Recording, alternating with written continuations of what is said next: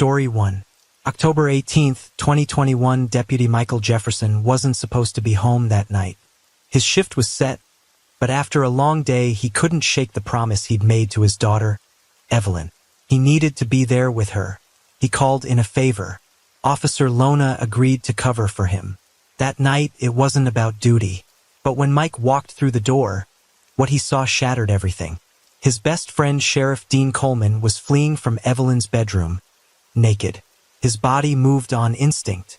A father's primal need to defend his child surged as his hand reached for his gun and gunshots rang out. Michael Jefferson was more than a deputy. He was a man defined by loyalty, duty, and the quiet strength of a father determined to protect his family at all costs. At 38, Mike carried a deep sense of responsibility, both as a law enforcement officer and as a single parent. His story is marked by a profound loss that shaped every part of his life. Mike and Jennifer had dreamed of a family together. When Jennifer became pregnant with their daughter, Evelyn, hope filled their home. But tragedy struck during childbirth. Jennifer did not survive, leaving Mike alone with a newborn daughter in his arms, and a heart forever changed. From that moment, Mike's life became a careful balancing act. Raising Evelyn without her mother's presence meant stepping into roles he had never imagined. Sleepless nights, worries about doing enough, and the weight of grief were constants. But through it all, Mike never wavered. His devotion to Evelyn was absolute. She was his world, his reason to keep moving forward. Mike's love for his daughter was visible to everyone around him. Neighbors saw a father who never missed a school event, who cheered from the sidelines at every game, who stayed late at PTA meetings to ensure Evelyn had every opportunity. He wasn't just a protector on the streets, he was a protector at home, fiercely committed to his daughter's safety and happiness. Within the community, Mike was a respected figure. His badge symbolized more than authority. It stood for justice, fairness, and care. People trusted him because he showed up, day after day, not just as a lawman, but as a man who genuinely cared. He was known for his calm demeanor, his steady hand in a crisis, and his ability to listen. Behind the badge was a man who carried the scars of loss, but refused to be defined by them. Mike's dedication to his job and to Evelyn shaped his every decision. He moved through life with purpose, knowing that every moment with his daughter was precious. This is the man at the heart of a story that would challenge everything he believed about trust, loyalty, and justice. His best friend, Dean Coleman, was a man known by nearly everyone in the county, a sheriff whose presence commanded respect and trust. At 40 years old, Dean carried the authority of his position with confidence, but beneath the uniform was a man shaped by a lifetime in law enforcement and the burdens it carried. Raised in Florida, Dean had grown up understanding the importance of community and order. From his earliest days on the force, he built a reputation as a no-nonsense leader, someone who believed in upholding the law, but who also understood the value of compassion. His approach earned him loyalty, not just from his deputies, but from the very people he served. Dean's friendship with Mike Jefferson was more than just professional. They were brothers in arms, bound by years of shared experiences and battles fought side by side. Their bond went beyond trust. It was a connection forged in moments of danger, triumph, and hardship. They knew each other's strengths, weaknesses, and secrets, exchanging house keys to ensure either could step in for the other in times of crisis. In the community, Dean was a figure of authority, but also of approachability. People turned to him for answers, for protection, and sometimes for reassurance when fear crept in. His reputation as sheriff was solid, firm, but fair, respected by peers and citizens alike. Yet, like all men in his line of work, Dean carried pressures hidden from public view. The demands of the job weighed heavily. The lines between right and wrong often blurred in the pursuit of order. His dedication to his role was undeniable, but beneath that dedication lay complexities known only to those closest to him. Dean Coleman often pushed Mike Jefferson to open his heart again. He saw how much Mike had sacrificed, how deeply the loss of Jennifer weighed on him, and believed that Mike deserved happiness beyond the badge and the role of a single father. Dean encouraged him to try, to let someone new into his life, to find a partner who could share the burden of parenting and offer Mike a chance at something resembling normalcy. But each time Mike took a tentative step toward a new relationship, the same pattern emerged.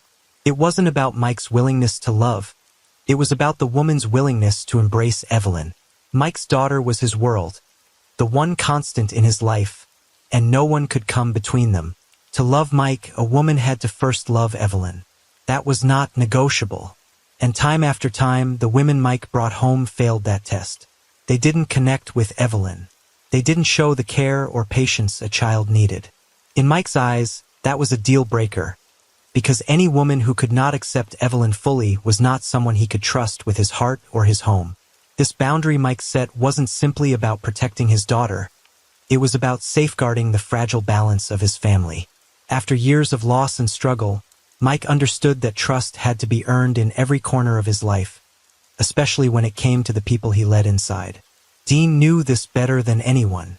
He watched his best friend walk that line between hope and disappointment again and again. He witnessed the toll it took on Mike, the heartbreak when promising relationships dissolved, and the isolation that followed. But Dean never judged. Instead, he offered his unwavering support and a steady presence, reminding Mike that family came first, no matter what. And yet, this fierce loyalty to Evelyn also made Mike guarded, sometimes distant, sometimes unreachable, created a wall that few could breach. While his colleagues saw a dependable deputy, the reality was a man who carried the weight of loneliness beneath his calm exterior. October 18, 2021 began like any other day for Deputy Michael Jefferson. The sheriff had assigned him to cover the entire shift, a full day on duty. Mike left his home early in the morning, the weight of responsibility settling over him as he prepared to serve and protect the community once again. The hours stretched long and demanding. Calls came in, reports were filed, and the routine of law enforcement kept Mike on his feet, moving from one task to the next without pause. But throughout the day, a quiet thought lingered beneath the surface. A promise he had made to his daughter, Evelyn. He hadn't forgotten. That evening was meant to be theirs. He had promised her that he would make her special pancakes. As the sun began to lower in the sky, Mike's focus shifted. He knew he couldn't be in two places at once, but he was determined to keep his word. With urgency, he turned to Officer Lona, his partner for the day. Someone who owed him a favor, a debt of goodwill earned through countless past shifts where Mike had stepped in to cover for him. Mike approached him, voice low but firm. "Lona, I need you to cover my shift tonight. I promised Evelyn I'd be home. She's been waiting, and I can't let her down." There was a hesitation, a moment of weighing duty against friendship, but Lona understood. He nodded, agreeing to take over. For Mike, it was more than a favor. It was a lifeline to a normal evening with his daughter, a chance to be the father he fought every day to be. The decision was made. Relief softened Mike's features as he left the station earlier than expected, heading home with a renewed sense of purpose. Driving through familiar streets, Mike's thoughts drifted to Evelyn. He pictured her waiting by the door, the excited smile that would greet him, the little traditions they shared, the pancakes, the stories, the laughter that filled their modest home.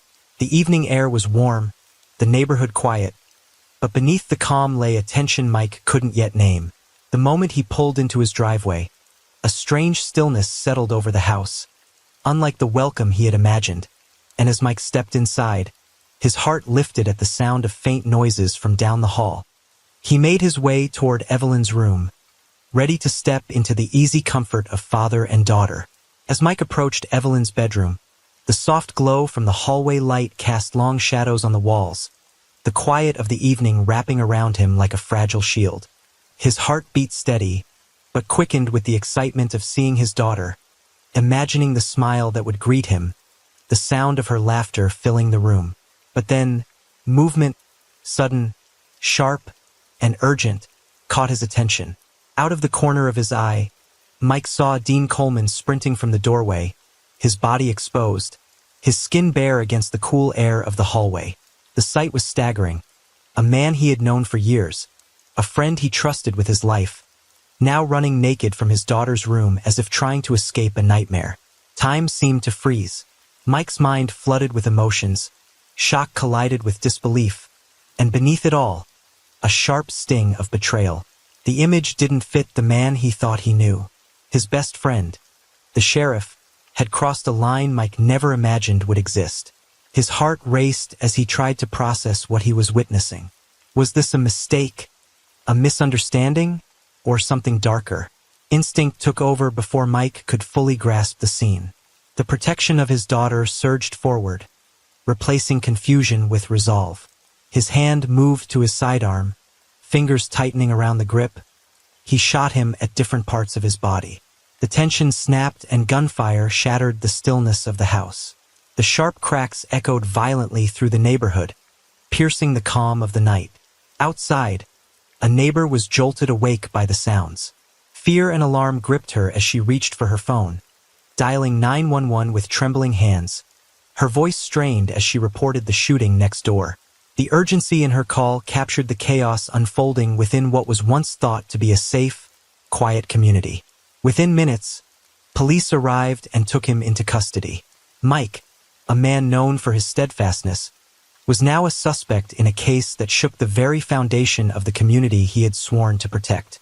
Inside his mind, the confrontation replayed like a fractured film, shapes and sounds merging with overwhelming emotions. Disbelief still gnawed at him, but beneath that, a fierce need to justify his actions. He had acted to protect his daughter, to defend the sanctuary of his home, to stop a threat that no one else could see at that moment. The trauma of that night was not just in the gunfire, but in the betrayal, the shattering of trust between two men who had been more like brothers. Mike wrestled with the weight of what he had done and what it meant for Evelyn's safety, for his own future, and for the community that had looked up to him for years. Every heartbeat echoed with the question, had he done the right thing? Meanwhile, investigators began piecing together the fragments of the night. Their task was to reconstruct a sequence that defied easy explanation. They scoured the scene, collecting evidence, examining the trajectories of bullets, and listening to witness statements. They searched for any clue that could explain why Dean Coleman, a sheriff himself, had been in Evelyn's room that night, and why he had fled naked. Detectives considered every possibility. Had Dean entered with permission, or had something gone terribly wrong? What could have happened in the moments before he ran that shed light on this unfathomable breach of trust? They sifted through the physical evidence and the complicated relationships behind the scenes, trying to form a clear narrative from chaos. Through it all, Evelyn Jefferson remained at the center, though her voice was silent. For a 13-year-old caught in the storm, confusion and fear ruled her world. She was expecting her father to come home, to share a quiet evening. Instead, she was thrust into a nightmare, a night filled with strangers, questions, and the terrifying reality that someone she once trusted had invaded her safe space. Her young mind struggled to make sense of events far beyond her years. She grappled with feelings of vulnerability and loss, clinging to her father as both protector and the source of a harsh new truth she was too young to fully understand. Beyond the walls of the Jefferson home, the neighborhood was stunned. The community was torn between shock and disbelief. How could two men, pillars of law and order, end up at the heart of such a violent and personal tragedy? Conversations buzzed with rumors and speculation. Neighbors divided over what had truly happened. Some saw Mike as a hero, a father who defended his daughter at all costs. Others questioned the choices made in the heat of the moment. The lines between right and wrong blurred in the minds of many, leaving a community fractured and searching for answers. In the days and weeks that followed, the emotional ripples spread further. Families whispered behind closed doors, friendships strained under the weight of suspicion, and a town once united by trust found itself grappling with the difficult truths of betrayal and protection. This story was no longer just about a single night. It became a reflection of the complexities that lie beneath the surface of any community, where love and fear, loyalty and doubt collide in ways few can fully comprehend. As investigators dug deeper into the events leading up to that fateful night, several theories began to take shape, each more complicated than the last. One of the earliest suspicions centered around Dean Coleman's personal life. Rumors circulated that Dean had been involved in secret meetings outside of his official duties, possibly with individuals whose intentions were unclear. Some speculated these meetings were linked to corruption, while others suggested more personal entanglements that might explain his unusual presence at the Jefferson home.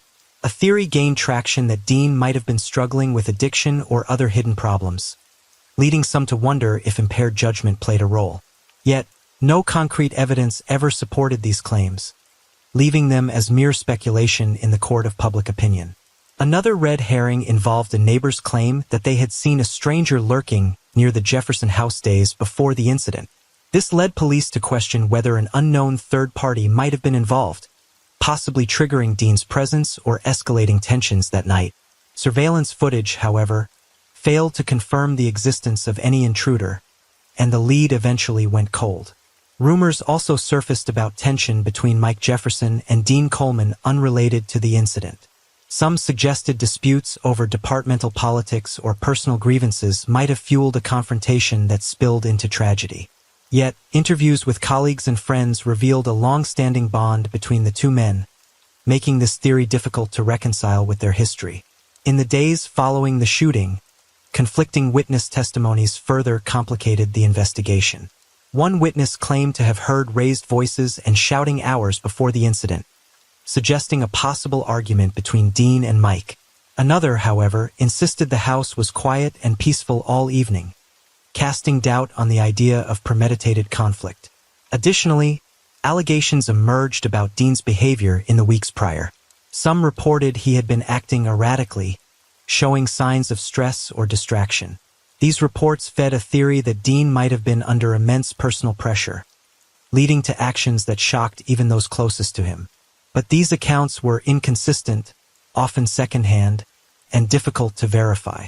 Each of these leads pulled the investigation in different directions, none offering a definitive answer. Some turned out to be dead ends, while others raised more questions than they solved. The police faced a maze of contradictory evidence and half-formed stories that obscured the truth. The community, too, found itself divided by these competing narratives. Some clung to the belief that Dean's presence was an innocent mistake.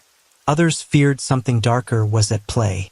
As investigators continued their work, the line between fact and fiction blurred, making the path to justice all the more complicated. In the end, the mystery of Dean Coleman's secret life and the true motive behind that night remained elusive, buried beneath layers of suspicion, rumor, and uncertainty. The police, determined to find any shred of truth, turned their attention to Dean Coleman's personal belongings. They had already combed through his home and his past, but something felt missing, a clue that could explain what had led him to Evelyn's room that night. His office, a space he had kept locked when not in use, had not yet been fully searched. It was here, in this private corner of his life, that the piece of the puzzle might finally emerge. Detectives entered the office with a quiet determination. There was an air of expectancy in the room, as if they knew something was waiting to be uncovered. They meticulously examined every drawer, every file, but it wasn't until they began searching his desk that something unusual caught their eye. Hidden beneath a stack of paperwork, tucked away in a compartment designed to be overlooked, lay a small, weathered notebook. The edges of the diary were frayed, its pages yellowed with age, as if it had been kept for far longer than the events of that fateful night. At first glance, it seemed like an ordinary journal, but something about its placement, so carefully hidden, immediately struck the detectives as significant. They knew they had found something important. As they flipped open the first pages, the truth began to unfold. The diary wasn't just a collection of thoughts or a routine journal. It was a confession, one that laid bare Dean Coleman's hidden motives, his internal struggles, and the darker layers of his mind. The writing was raw, revealing a man who had been carrying a burden for far longer than anyone could have imagined. He had deliberately put Mike on duty that night. In the diary, Dean confessed to feelings of jealousy, resentment, and frustration that had been festering for months, even years. He described his growing obsession with Evelyn, an obsession that he justified as a need to protect her, but one that blurred the lines of appropriate behavior. He had watched Mike and Evelyn from afar, perhaps with admiration, But over time, his thoughts twisted. Dean became convinced that he could offer her something that Mike could not, even if it meant crossing lines that should never have been approached. The diary also outlined moments of tension and conflict between Dean and Mike, subtle but unmistakable, where Dean felt overlooked and marginalized. His friendship with Mike strained by jealousy and unspoken resentment. The sheriff's feelings of being excluded, both from Mike's life and from the bond Mike shared with Evelyn, manifested in ways that slowly unraveled his sense of right and wrong. In these pages, Dean admitted that he had begun to see Mike as an obstacle, a man whose role in Evelyn's life was no longer one of friendship, but one of rivalry. In the later pages of the diary, Dean also openly confessed to tipping off Mira Lawson, a nurse who had been working at the hospital during Jennifer's labor. It was here, in a vulnerable moment of trust between patient and caregiver, that Dean's manipulation took hold. Mira had administered an overdose of Pitocin, an act that, under the right circumstances, could induce labor complications and, as in Jennifer's case, result in death. But what made the revelation even more disturbing was the knowledge that Mira Lawson had not acted out of ignorance. She had known. Dean had paid her $3,000 to carry out the deadly act, money that had been handed over with a quiet, sinister agreement. She had taken the money, and in return, had ensured that Jennifer's death was tied to the complications of childbirth, the tragedy that no one would question. Myra's involvement had been hidden in plain sight, her conscience buried beneath a veil of rationalizations. But when the truth came crashing down, she had no choice but to face the consequences. Arrested immediately, Mira Lawson's life unraveled as the full extent of her role in the plot was exposed. As investigators pieced together the details, the magnitude of what Dean had orchestrated became clear. Mike, a man who had always trusted his friend, had been betrayed in the most unimaginable way. Dean had not only stolen Jennifer's life, but had also set into motion a chain of events that had impacted Mike's very existence. The man Mike had relied on for years, the man who had stood beside him through countless trials, was revealed as the mastermind behind the death of his wife. What made it even more unbearable was the realization that Dean had done this to Mike for one simple, twisted reason: envy. In Dean's mind, Mike had everything he couldn't have: a perfect family, a daughter he adored, a wife he loved, and in a cruel twist, Dean had decided that if he couldn't have that life, he would take it from Mike. For years, Dean had played the long game, using friendship as his perfect tool to manipulate and control. His role as a trusted friend, a sheriff, had allowed him to get close to Mike. Too close. And it was through this closeness that Dean had engineered Mike's downfall, all the while presenting himself as the one constant, the one man who could be relied upon when the world seemed to crumble. But the truth was finally out. Dean's manipulation, his lies, and his ultimate betrayal were no longer hidden in the shadows. The man who had been a best friend to Mike had been his greatest enemy all along. The discovery of this diary sent shockwaves through the investigation. It was no longer just speculation or rumors. Dean's own words had confirmed a dark and twisted truth. The man who had been a symbol of justice, a trusted figure in the community, had harbored an obsessive fixation that led him to betray the very trust he had sworn to uphold. For Mike Jefferson, the diary offered a bitter sense of clarity.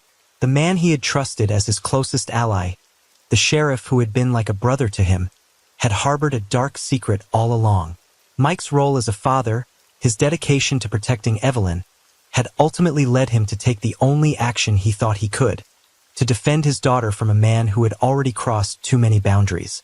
January 16, 2022, the court hearing began with a quiet tension in the air. The community had gathered, eager to see the justice they felt was long overdue. It was more than just a legal proceeding, it was an emotional reckoning. Mike Jefferson, having already endured the trauma of losing his wife, was now forced to face the destruction of his world in the most public way. His eyes were heavy with sorrow as he took his seat, his daughter Evelyn beside him, the weight of everything pressing down on them both.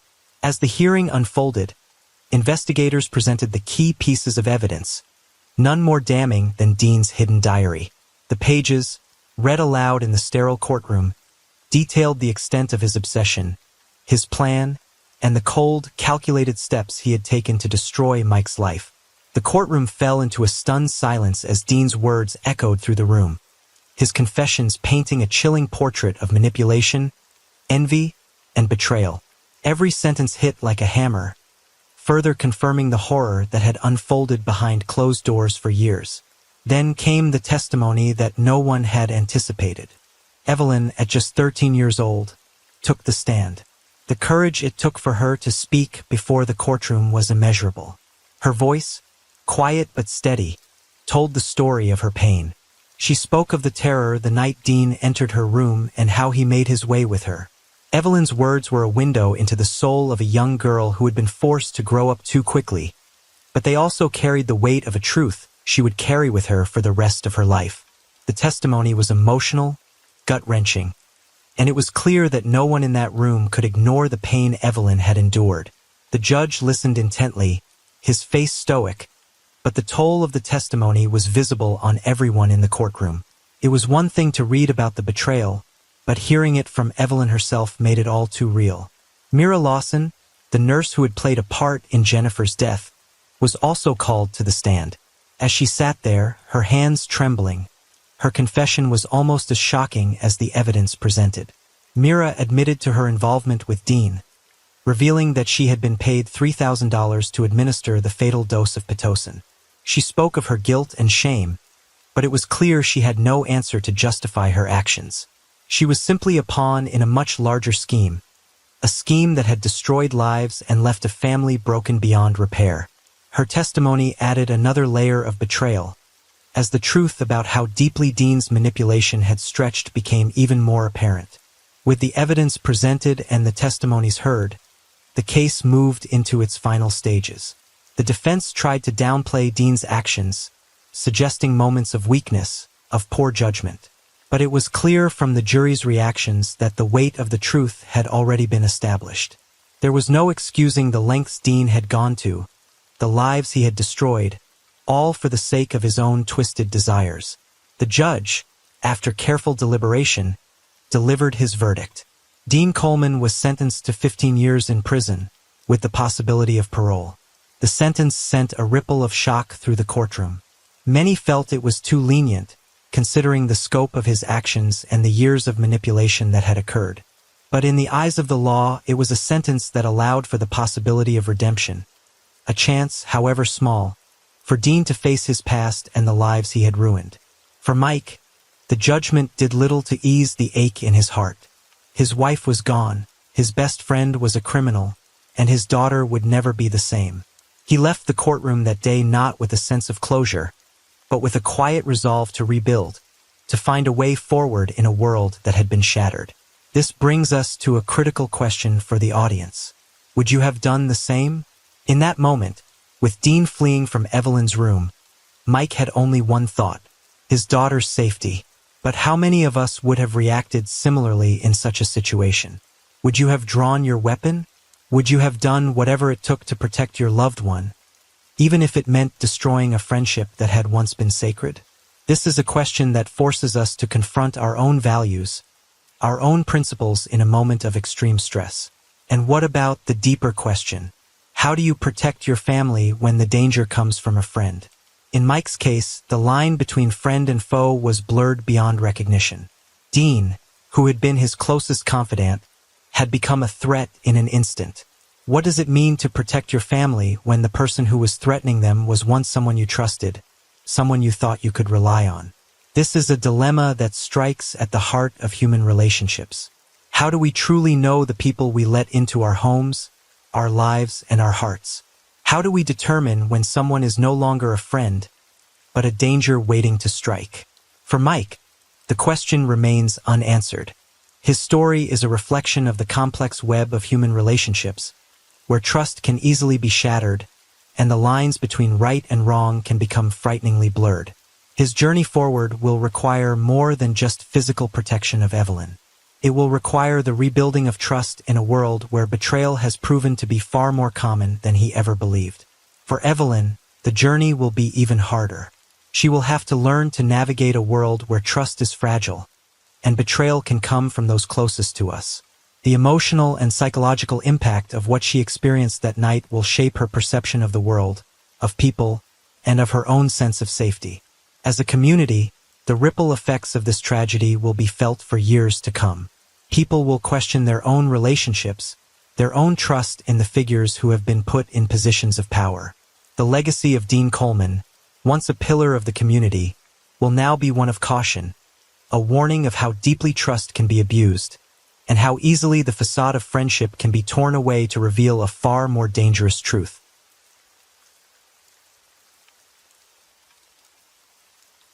Story 2. Detective Marcus Daniels was assigned the case of Alexander Williams, a case that seemed simple at first until it wasn't. On June 12, 2023, Alexander Williams vanished, just 24 hours after his wedding. His family, his friends, all insisted he wouldn't have left willingly. But all the alibis of possible suspects checked out. Every lead went cold. No one knew who to trust or what truly happened in those crucial 24 hours. The more Detective Daniels dug, the more questions surfaced, until one shocking twist led to a revelation no one expected. June 11, 2023 was supposed to be a day of joy and a celebration of love. For Alexander Williams, the young and successful lawyer, it was the day he'd marry the woman of his dreams, Janet Hart. Alexander had a thriving career, a loving family, and a future that seemed set in stone. And Janet, his fiancée, was everything he had ever wanted, for she was strikingly beautiful, intelligent, and charming. She was the perfect match, at least in Alexander's eyes. He couldn't have imagined a life without her. But beneath Janet's picture-perfect appearance, a cold truth was brewing, one that Alexander couldn't yet see. Janet was no longer in love with him. She had grown distant, emotionally detached, and for months had secretly found solace in the arms of someone else. James Coleman, Alexander's best friend. To Janet, the wedding was nothing more than a necessary step to secure her future. Alexander was simply a means to an end. But he didn't know this yet. To him, it was the beginning of a new chapter, a fresh start with the woman he thought he would spend forever with. The wedding ceremony itself went off without a hitch, as both Janet and Alexander were full of smiles, vows, and the promises of a lifetime together. Alexander, unfortunately, had no clue what lay ahead. The wedding reception was filled with joy and laughter, but behind the scenes, Janet's mind was elsewhere. Every glance at Alexander felt like a reminder of her hidden resentment. As the night unfolded, she couldn't shake the feeling that she was simply going through the motions. She had been with Alexander long enough to secure everything she needed. But the truth was, her heart had already left him. She had been in a relationship with James, her affair with him kept hidden from Alexander, and they had been seeing each other in secret for months. To Janet, the marriage was just a formality. What mattered was the stability and the life she would get to live once it was over. And James, the charming and reliable best friend, played his role perfectly. He knew how to calm Alexander's nerves and offer his support when needed. But he, too, had his own hidden intentions. While Alexander saw a loyal friend in James, the reality was far different. James had grown fond of Janet, and their relationship had turned into something far more complicated than just friendship. It was late in the evening when Alexander, soaked in celebration and perhaps looking for a quiet moment, stepped into a private room. But what he found would change everything. Alexander stumbled upon Janet and James, the two people he trusted most, intimately on the bed. The shock hit him like a cold wave, a devastating realization that tore through the trust and love he had once felt. His world collapsed in an instant, and he was left standing there, frozen in disbelief. This was the betrayal of all betrayals. How could the two people he had loved and trusted most do this to him, on the one day that was supposed to mark the beginning of their forever? Janet, realizing that the secret was no longer hidden, rushed to Alexander, her face pale with panic. She begged him to listen, to understand. It was a mistake, she promised. It would never happen again. But there was no apology that could erase the hurt or the betrayal Alexander now felt. Janet, seeing the pain in his eyes, tried to convince him that this was just a slip-up, something they could move past. But Alexander was overwhelmed, heartbroken, and angry. His mind raced with questions, each one harder to accept than the last. How could she do this to him? How long had this been going on? Why wasn't he enough? James, still in the room, quickly stepped in. He too apologized, though his words lacked sincerity. He begged for forgiveness, playing the part of the remorseful friend, trying to salvage the situation he had helped ruin. But the damage was done. Alexander was consumed by a whirlwind of emotions, a mix of disbelief and betrayal. He couldn't understand why this had happened. Not on this day. He had just married the woman he thought he would grow old with. He was on the brink of losing everything. Alexander stood torn between the love he still felt for Janet and the overwhelming betrayal that shattered his world. His heart screamed for answers, but his mind kept spinning with confusion. He was being asked to believe that this was a one-time mistake, a lapse in judgment. Was that possible? Could he really move forward after seeing the woman he loved with his best friend? Janet's words were smooth, full of regret, but the truth was slipping away from him. He looked at James, his once loyal friend, and saw nothing but a shadow of betrayal in his eyes. Yet, as the night stretched on, Alexander was left with an impossible decision: to trust them again, or walk away and let the marriage fall apart before it had even begun. In the end, it was their pleading and assurances that calmed him, at least for the moment. Janet and James both promised it would never happen again, that they would make it right. Reluctantly, Alexander agreed to make no fuss about what happened, though his heart was no longer fully there. The damage was done, but he was too emotionally exhausted to break things off. The vows were exchanged, and the evening carried on, but something had shifted. For Alexander, the joy was gone. He was now walking into a future with questions he didn't have the answers to. He was about to begin his life with a woman who had already betrayed him, and the trust he once had in both Janet and James was irrevocably broken. The wedding was not the fresh start he had imagined, but a beginning that would unravel everything he thought he knew. Janet knew exactly what she was doing. The love she once felt for Alexander had long since evaporated. She had married him for what he could give her, like his wealth, security, and status. But the moment she met James, her feelings for Alexander faded. It wasn't long before she started her affair with James, knowing full well that her marriage to Alexander was only a stepping stone. Janet didn't care about the man who had loved her so deeply. Alexander had become a liability, a complication she needed to eliminate before he could expose the truth. Janet's future was already decided. It just needed to be secured, and that meant Alexander had to go. And even with the fact that Alex had caught her sleeping with James, Janet didn't feel remorseful. In fact, the moment the wedding ended, the plan was set into motion. Janet and James had already discussed what would happen. There was no room for hesitation. Alexander needed to get out of the picture of their lives once the whole wedding ceremony was over. He had to disappear, and they, Janet and James, would ensure it looked like his decision. Janet and James were calm, controlled, and fully committed to carrying out their plan. They knew exactly what they were doing. The act of betrayal wasn't just about their affair, it was about securing the life they wanted, and Alexander was standing in the way. There was no room for remorse, no second thoughts. If they didn't act fast, everything they had planned would unravel. After the wedding, everything unfolded just as they had planned. Janet and James had already made sure that Alexander would be upset after their confrontation. They knew the emotional toll it would take on him. His heartbreak was the perfect cover for what they were about to do. The argument was necessary, giving Alexander a reason to walk away alone, confused and angry. He didn't suspect a thing. They knew he'd be vulnerable, distracted by his pain, unaware of the looming threat. As he walked away from the house, Alexander, still reeling from the betrayal, was unaware that he was walking into his own fate. Janet and James followed him closely but kept a safe distance, ensuring they weren't seen. The plan was to isolate him, get him far enough from the house, away from any potential witnesses or places that could lead back to them. They weren't going to let him slip away. There would be no signs of violence, no struggle, and no chance for anyone to question what happened. They had already decided how to handle it. They would make it look like he had left voluntarily, his mind too distraught to care about anything else.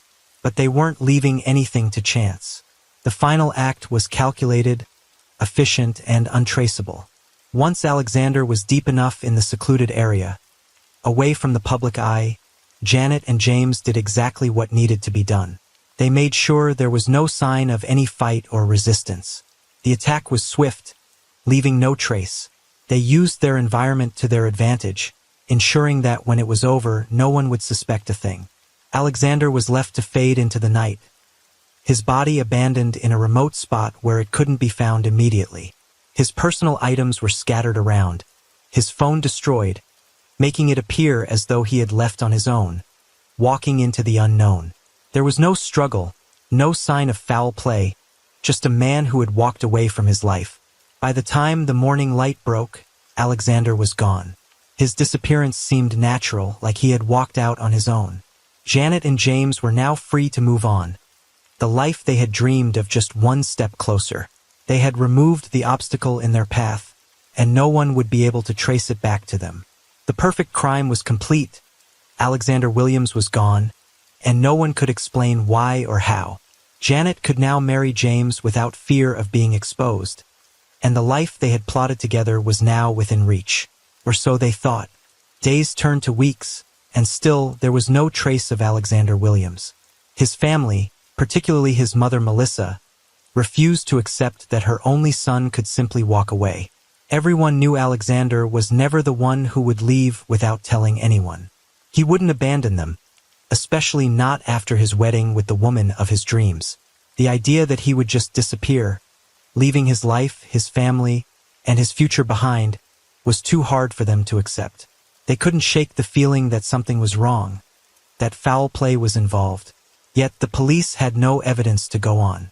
There were no signs of struggle, no blood, no ransom note. Just a man who had vanished without a trace. With no leads to follow and no clear suspects, the investigation stalled, and the case began to grow cold. As the days passed without answers, Melissa became more desperate. She couldn't sit back and wait for the police to make progress. She was convinced Janet knew more than she was letting on. Melissa wasn't the only one with doubts. The entire family began pressing the police harder, insisting that something was being overlooked. But without solid evidence, there was little they could do. The feeling of helplessness grew. Frustrated by the lack of progress, Alexander's family made a bold move. In an effort to bring attention to the case and spur anyone with information into coming forward, they offered a $10,000 reward for any credible tips that could lead to Alexander's whereabouts. It was a desperate attempt to get someone to speak up, to provide a clue that could break the case wide open. The reward was announced publicly, and the family hoped it would stir something, anything, that could help them find their loved one. As expected, tips started coming in, but none of them led anywhere useful. Some were false leads, others vague, but nothing substantial that pointed toward Alexander's location. The case was becoming more and more frustrating for Melissa, who couldn't shake the feeling that there was a piece of the puzzle she was missing. Then, just a month after Alexander's disappearance, something happened that shocked the entire family and the public. Janet, Alexander's widow, remarried, but the man she chose was none other than James Coleman, Alexander's best friend and groomsman. The public reaction was immediate. A month was far too soon, and many couldn't believe that Janet, who had supposedly just lost her husband, could move on so quickly. People began asking questions. How could she have grieved for her husband's disappearance and then so easily marry his best friend?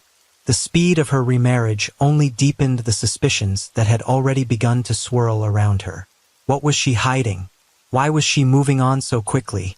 Was she truly grieving? Or was there something more to her quick decision to marry James? For Alexander's family, particularly his mother, the marriage felt like a slap in the face. Melissa was convinced that Janet knew more than she was letting on. There was no way someone could move on so swiftly after the sudden disappearance of their spouse, especially one they had just promised to spend the rest of their lives with. Melissa and the family couldn't help but wonder if this marriage was a way to cover up the truth. Janet was acting as though nothing had happened, as if her husband had never been part of the to them. The wedding felt like an attempt to erase Alexander from their lives entirely. Melissa pushed for an investigation into Janet's actions, urging the police to look closer at her involvement in Alexander's disappearance. She was determined to get answers, to make sure the woman who was now married to her son's best friend wasn't hiding something. Janet's quick remarriage only fueled their growing suspicion. The questions kept coming. Could she really be innocent? Or was she playing the part of the grieving widow to avoid suspicion? As the weeks passed, the case of Alexander Williams' disappearance remained at a standstill, but the detectives had begun to take a hard look at Janet and James. Despite their clean alibis and consistent stories, something didn't sit right. Janet's swift remarriage to James raised immediate red flags. Just a month after her husband went missing, she was standing at the altar again, this time with the very man who had been close to Alexander. Was it grief? Or was it something else? How could she move on so quickly, especially after such a sudden and unexplained disappearance? But still, they could not strike out that it could just be her own way of dealing with grief. Could it have been a desperate attempt to heal, to find comfort in someone she trusted? Or was there more behind it? Regardless, the more the detectives reviewed the timeline, the more questions they had. Janet's actions didn't match her story. It didn't add up. As they dug deeper, the mounting suspicion started to fall on both her and James. The detectives couldn't ignore the possibility that they knew more than they were letting on. There were too many inconsistencies, too much that didn't make sense. But without concrete evidence, the case was stuck, and the detectives were running out of options. The pressure was mounting. They needed something, anything that could break the case wide open. Then, just when things seemed to be growing colder, an unexpected tip came in. Brian Smith, a cemetery worker, came forward with a startling confession. Brian, a man who worked at a local cemetery, claimed that he had been hired by Janet and James to bury a body. At first, the detectives weren't sure what to make of it. Brian wasn't known for being involved in any major criminal activities. But when he insisted he knew exactly where he had buried the body, the detectives took him seriously. Brian explained that Janet and James had come to him in the days after Alexander's disappearance, asking for help. They told him that Alexander had tried to kill them during an argument, and that they had acted in self-defense, which sadly took Alex's life. According to Brian, they were scared and didn't know what to do. So, they had hired him to bury Alexander's body in a deserted part of the woods, far from any prying eyes. He claimed he helped them because they had promised him money, and because they assured him that no one would ever find out the truth. The confession was a game changer. The detectives immediately acted on Brian's information, tracking him to the site in the woods where he claimed to have buried the body. They began digging with the weight of the case bearing down on them. Hours later, their efforts paid off. The remains of a man were found, and it didn't take long for the DNA to confirm the identity. Alexander Williams. It was him. He was dead, and the details of his disappearance were no longer a mystery. But the discovery only raised more questions. If Janet and James were to be believed, Alexander's death was the result of a violent confrontation, one where he had tried to harm them. But the detectives couldn't shake the feeling that this was too neat, too convenient. They couldn't ignore the possibility that this wasn't a case of self-defense at all. They needed to know what really happened. How had Alexander ended up dead in the woods? Why had Janet and James felt the need to cover it up in the first place? The discovery of the body had opened up a whole new set of questions that would require careful investigation to unravel. With the body recovered and the confession on record, the case had taken a sharp turn. The detectives were now closer than ever to finding out the truth, but they knew that the Rayall story was still far from clear. Janet and James had to explain their actions, and it was clear that their version of events would be carefully scrutinized from this point forward. The case of Alexander Williams' disappearance had become more complicated with the new findings. The detectives had already questioned Janet and James several times. They had heard their alibis, their stories, and their defenses. But there was still one question that lingered in the air. Why? Why would Janet, who had been married to Alexander, so quickly marry James, his best friend, just 1 month after his disappearance? The detectives needed a motive, Something solid that would explain why two people who were supposed to be close to Alexander would do the unthinkable. They needed to understand what could have driven them to murder. At first, everything seemed to point to a moment of panic, perhaps a spur-of-the-moment decision. But as the detectives continued to dig deeper, they started to see a pattern. The more they investigated Janet and James' behavior, the more suspicious it became. They dug into their pasts, their relationships with Alexander, and their actions after his disappearance. They found inconsistencies, but they still didn't have enough to prove their involvement in the murder. Janet had played the role of the grieving widow, and James had kept a low profile. The case was cold. They needed more, something that would explain why they had been so eager to erase Alexander from their lives. The breakthrough came when the detectives realized they had missed something earlier. In their initial investigation, they had glanced over the hotel's CCTV footage. It hadn't seemed important at the time. After all, the footage showed nothing more than wedding guests milling around. But as they went over the case once again, they decided to take another look at the footage. This time, they focused on the small moments they had missed before, and that's when they found it. Hidden in plain sight, the footage revealed something shocking. Alexander, in the doorway of a room, seeing Janet and James together in a compromising position. The footage clearly showed the moment Alexander discovered the truth. His shock and disbelief were visible on camera, the moment his whole world came crashing down. There it was, caught on tape. The detectives now knew why Janet and James had been so desperate to cover up the affair and ultimately murder Alexander. They had to silence him before he exposed everything. The detectives had the motive they needed. The affair wasn't just a mistake. It was the catalyst for everything that followed. Janet and James couldn't afford to let Alexander live, not when their future was at risk. Armed with the footage, the detectives moved quickly. They called Janet and James in for questioning, ready to confront them with the evidence. The room was tense as they played the footage for them. Janet's face immediately went pale. Her hand shook as she reached for the water in front of her. The silence in the room was suffocating. The detectives watched as she processed the footage, the moment Alexander found them together. Her guilt was written all over her face, but she tried to deflect, to minimize what had happened. She started to apologize, saying it was a mistake, that the affair was something she regretted. But the footage told a different story. It wasn't just the affair that had been hidden, it was the murder that followed. The detectives pressed Janet, asking her about the night Alexander disappeared. She hesitated, looking for a way to shift the blame. Finally, she admitted to the affair, but tried to shift the responsibility for Alexander's death onto James. "It wasn't my idea," she said, her voice trembling. "James pushed me. He said we had no other choice. He made me believe that if we didn't do it, everything would fall apart."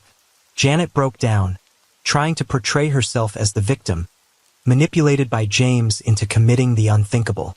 But the detectives weren't buying it. They knew that Janet had been complicit from the start.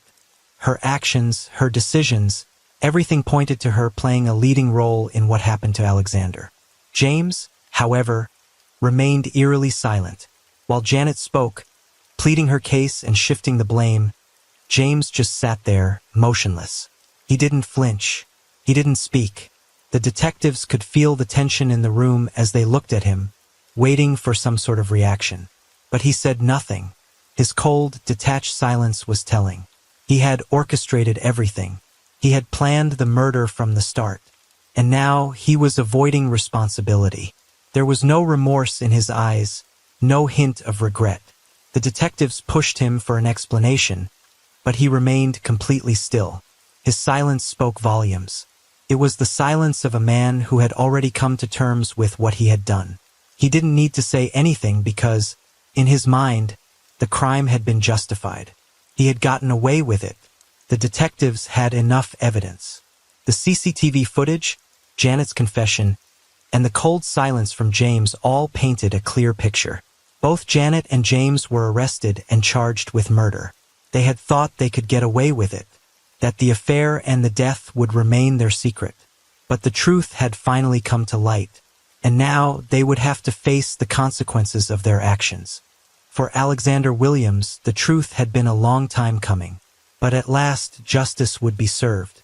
July 15th, 2024 was a day everyone looked forward to. The courtroom was filled with a quiet tension, the air thick with anticipation. Janet and James sat across from each other, facing the charges that would define the rest of their lives. The case that had shocked the public and devastated Alexander's family was now at its most crucial point.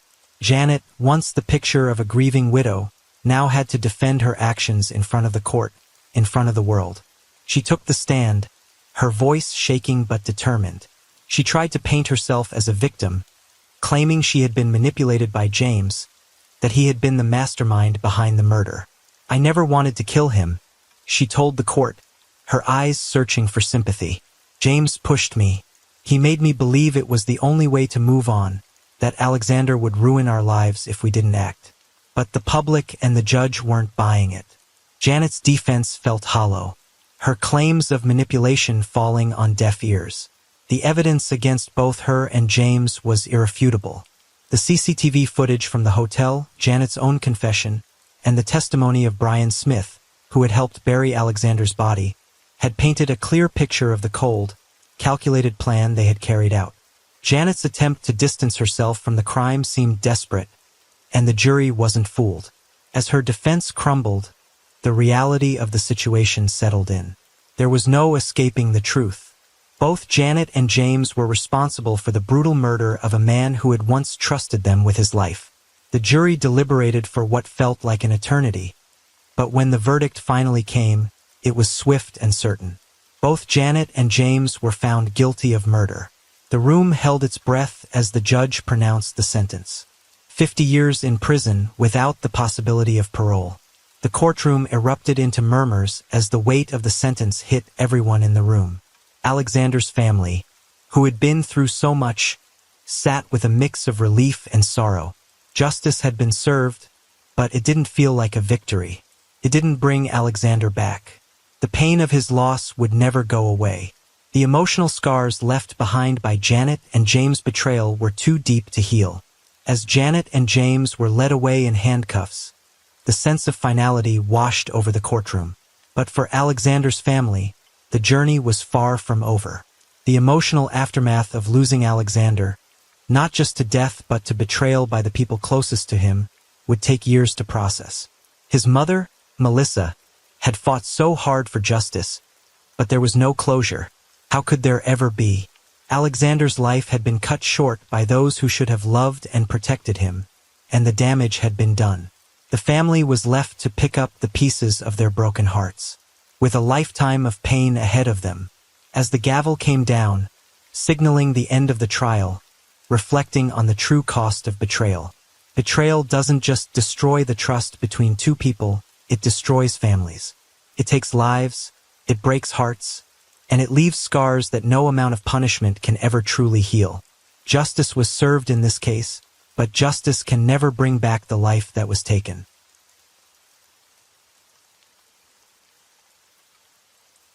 Story 3. February 14th, 2022. Erica Washington walked down the aisle, radiant in her wedding gown. A day that should have been filled with laughter and joy. A day Jordan had waited for. As his mother, radiant in her wedding dress, stood beside the man she loved, ready to start a new chapter in their lives. But in a split second, it happened. The screeching tires, the crash, and the silence that followed.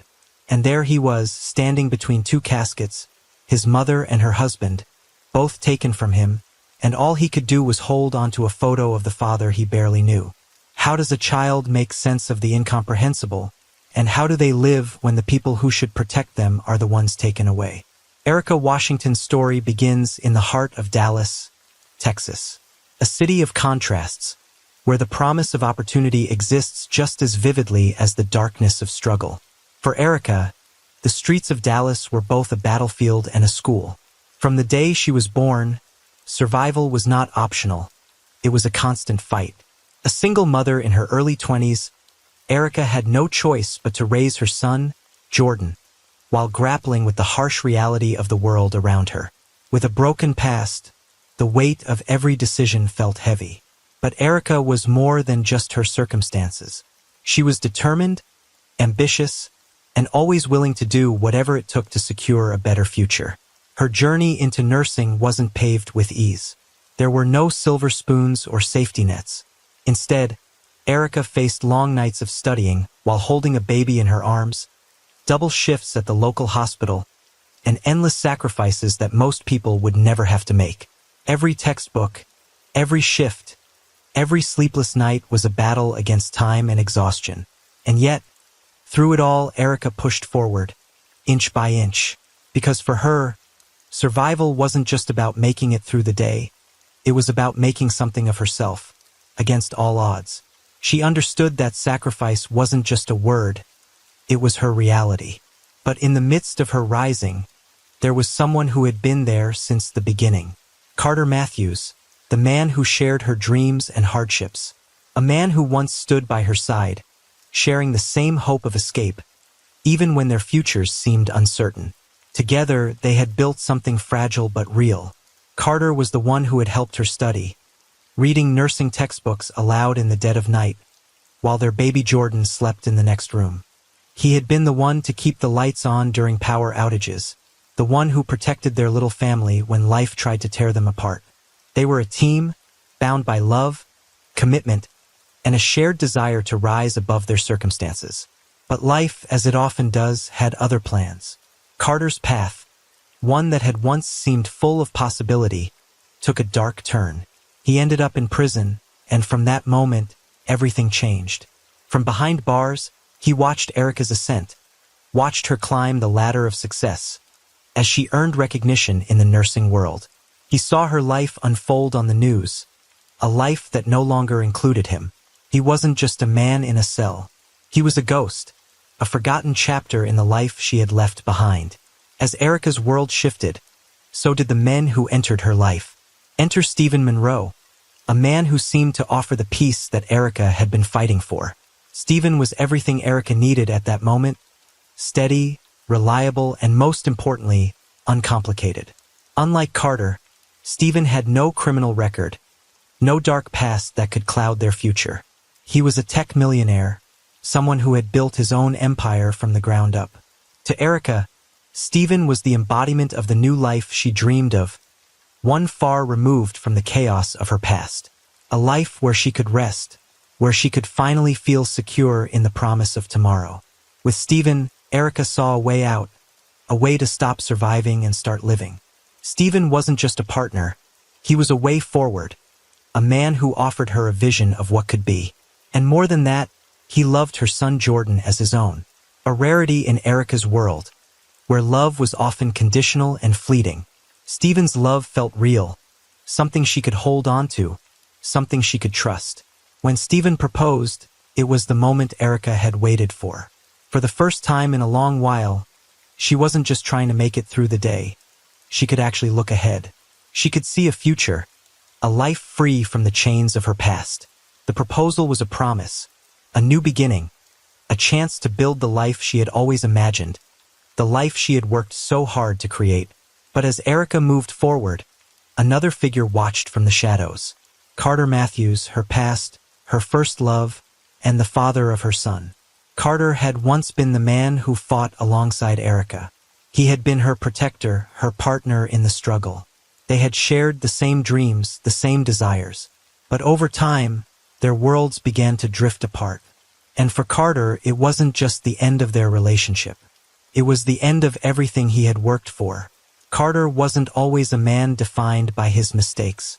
Once, he had been someone who wanted nothing more than to build a future with Erica. But life on the streets had a way of changing people, especially when the odds were stacked against them. Carter, like many young men in his neighborhood, resorted to hustling to survive. It wasn't right, but it was the only option.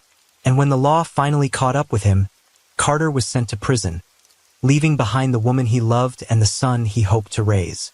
From prison, he couldn't help but feel the sting of betrayal. No letters, no visits, no sign that Erica even remembered the sacrifices he had made. She had erased him, not just from her life, but from their son's life. And that's where the bitterness began. It didn't happen overnight. It was slow, like a wound that never healed, a scar that refused to fade. The more he saw of her success, the more he felt abandoned. The woman who had once been his world had moved on without a second glance. The man who had loved her now found himself swallowed up by resentment. He tried to reach out, tried to reconnect, but every time there was silence. Every time there was rejection, and so the bitterness festered. He became a man defined not by love, but by the hurt of being forgotten. The world had moved on, and Carter Matthews had been left behind. September 2nd, 2021. It was a day Carter Matthews never thought would come. After years behind bars, a life that had been marked by walls, bars, and the relentless passage of time, he was finally given a second chance. But it wasn't a simple release. It wasn't the freedom he had imagined. No, this was a pardon, something few people ever get. And yet, something Carter had waited for in vain, never truly believing it would happen. The day he walked out of that prison was unlike any other. The morning had been a blur of paperwork, signatures, and last-minute instructions. Carter had been told to pack his things the night before, though he didn't believe it until the guards came to escort him out. The last few hours felt like a dream. His heart raced as the sounds of clanging gates and locked doors reverberated around him. The prison he had called home for so long was now behind him, but his mind was already racing forward, his thoughts tangled with the weight of the future. When the door to the prison opened, the sunlight seemed blinding. The fresh air, heavy with the scent of the outside world, was overwhelming. Carter took a step into it, his boots hitting the pavement for the first time in years. He paused for a moment, looking up at the clear sky. His eyes were unaccustomed to the light, the world outside feeling almost alien. His release wasn't the result of a traditional appeal or a legal victory. No, it came through a rare act of mercy, a pardon, the result of years of tireless campaigning, petitions, and efforts to shed light on his case. But what did a pardon mean for someone who had lost everything? It was an opportunity, yes, but it felt hollow in Carter's chest. A gift he never expected, but one that came too late to change the past. The years he had spent locked away had cost him everything he cared about. Erica, their son Jordan, his freedom gone. Carter's release was a quiet affair. No family waiting at the gates. No joyful reunions. His name was on a list, and a couple of government officials gave him brief instructions on what to do next. Sign here, sign there, your release papers are in order. But for Carter, the formalities didn't matter. All he could think about was one thing, Erica. As Carter stood there in the parking lot, staring at the worn-out car that had been provided for him, he couldn't help but think about her. Erica, she had been his everything once. She had been the light in his dark world. And now she was gone. As much as he wanted to run to her, to call her, to fix everything, he knew it was over. She had moved on. In every sense of the word, she had erased him from her life. But that didn't mean he could forget her. No, Carter wasn't ready to let go. Not yet. Not when he had so much unfinished business, so much anger buried inside him, simmering beneath the surface. The years he had spent in prison hadn't just taken his freedom. They had twisted his mind. His thoughts had become consumed with one thing, getting back what he had lost. Carter Matthews was free, but he was far from healed. And then one day, it all came crashing down. Erica posted something on her social media that cut deeper than anything he had seen before. She was getting married on February 14th, 2022. Valentine's Day. The day that was supposed to be theirs. A day they had talked about for years. A day when they had both dreamed of walking down the aisle, together, hand in hand, with the world in front of them. It was supposed to be their day. Their love was supposed to be celebrated then, on that day. Just the two of them. But now it was not her and Carter. It was her and Stephen. To Erica, Valentine's Day was the perfect day for a wedding. The symbolism of love, of new beginnings, was too perfect to pass up. But to Carter, it felt like a cruel betrayal. The very day they had planned for their own vows had now been hijacked by the man who had replaced him. This was more than just a wedding. It was the ultimate reminder of what he had lost and how easily she had moved on. His anger festered. It wasn't just the wedding. It wasn't just the fact that she had moved on. It was the fact that Erica, the woman he had once given everything for, had erased him from the story of her life. And worse, she was using their shared dream to begin a new chapter without him. The sting was unbearable. The years he had spent in prison, the sacrifices he had made for her, the love he had given her. It all felt pointless now. She was celebrating everything they had dreamed of with another man. And that man wasn't just anyone. It was Stephen Monroe, the man who had taken his place. Carter's fury began to build. He couldn't just sit idly by and let it happen. This wasn't about love anymore. It wasn't even about revenge. It was about something far darker. Vindication. His mind turned over the same thoughts again and again. She took everything from me, he muttered. She erased me, and now she's stealing my future. But Carter was a man who knew how to wait. He knew how to bide his time. And this moment was no different.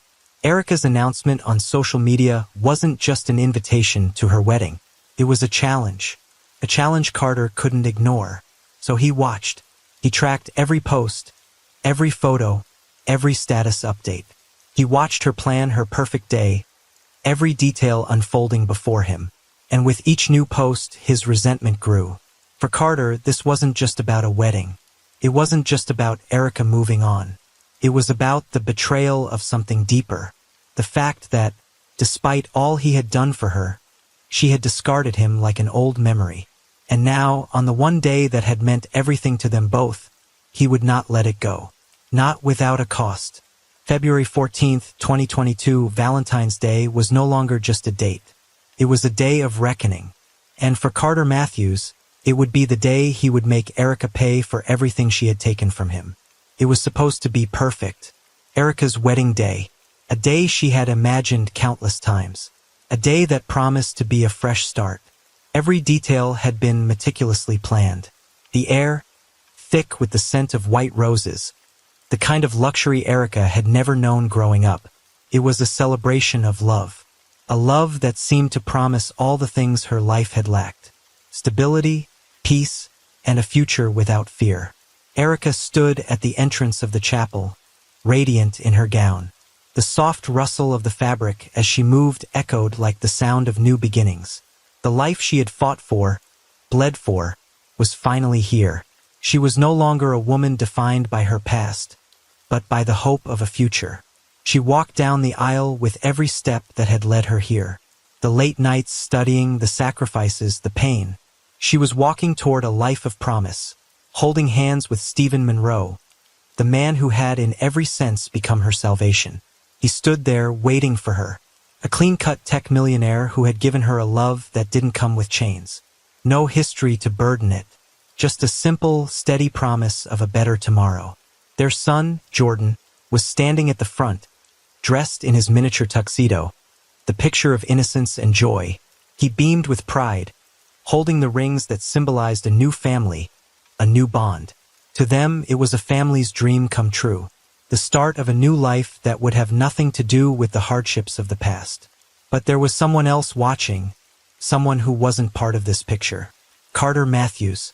Once, he had been at Erica's side, her partner, the father of her child. But today, he was a shadow. He was not here to celebrate, not here to wish them well. He was a ghost who had never truly left. He had watched Erica's rise. He had watched her walk away from the life they had built together. And now, on the most important day of her new life, he was waiting. Waiting with cold eyes, watching from a car parked across the street. He wasn't there with flowers or love. He was there with a plan that had been forming for years, nurtured by rejection, resentment, and the unforgivable silence that had stretched between them. Erica and Stephen, unaware of the man who once shared their lives, were lost in the glow of their own happiness. For them, the world was perfect, but for Carter, it was anything but.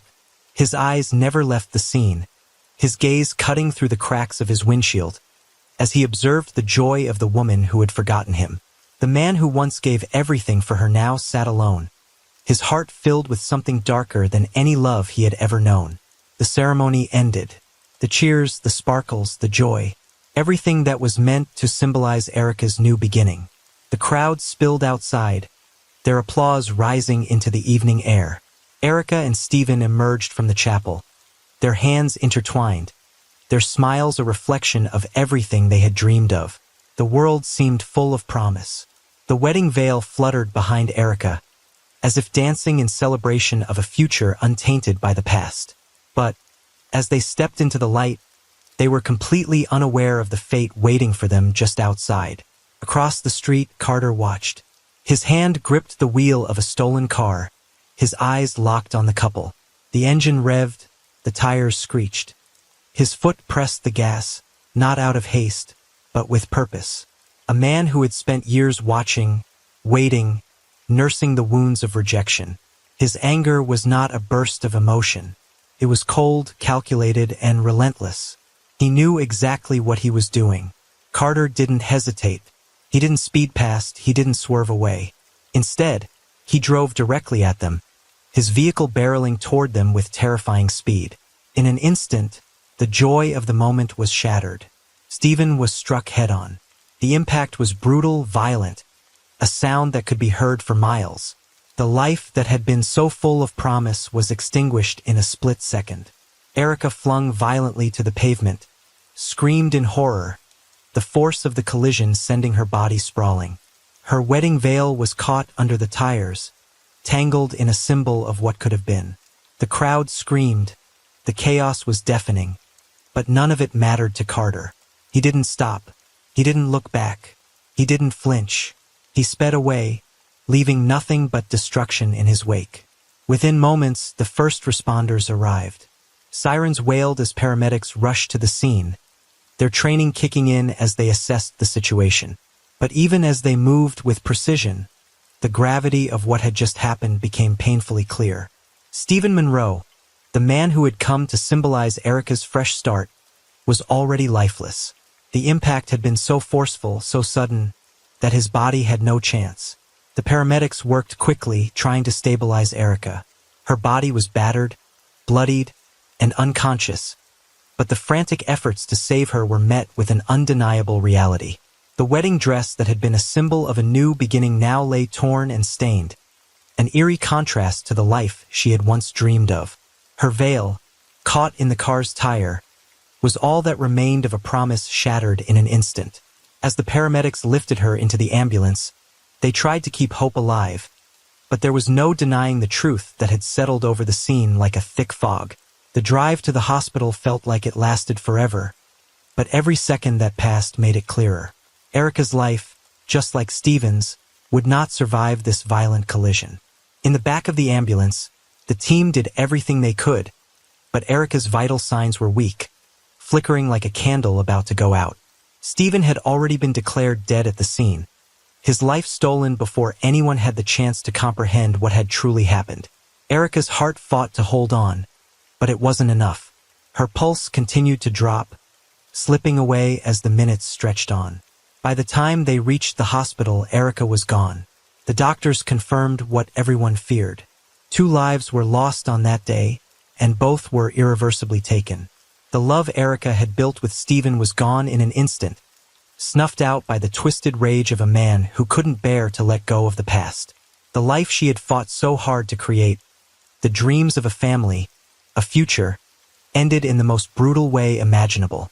The news spread like wildfire.